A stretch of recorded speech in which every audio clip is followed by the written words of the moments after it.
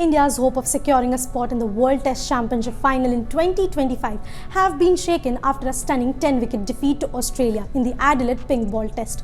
With that loss, Rohit Sharma's side has dropped to the third in the standings, putting their qualification hopes on a knife's edge.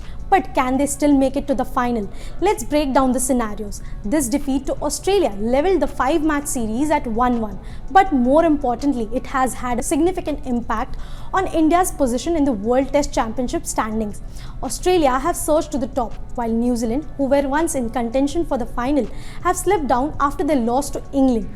But India isn't out of the race just yet. Here's how they can qualify for the WTC final despite the setback. India has 3 crucial tests left in the Border Gavaskar Trophy, with the third test in Brisbane starting December 14. Their performance here will be crucial. Let's look at possible scenarios they could determine India's fate. If India wins the BGT series 3-1, they'll comfortably stay in the top 2 spots, securing their qualification for the WTC final. But here's the catch. This depends on how South Africa performs against Sri Lanka. If South Africa wins their second test against Sri Lanka, they could overtake India. So while a 3-1 victory keeps India in control, they'll be nervously watching South Africa's progress. Let's say India wins the series 3-2. While it's still a solid result, things get a bit trickier. India would then need Sri Lanka to secure at least a draw in their upcoming test against Australia. A 3-2 victory would leave India dependent on the other series results, and the margin of error shrinks further. What if India and Australia end up drawing the series 2-2? That would throw India into a much trickier position, requiring a series of results to go their way.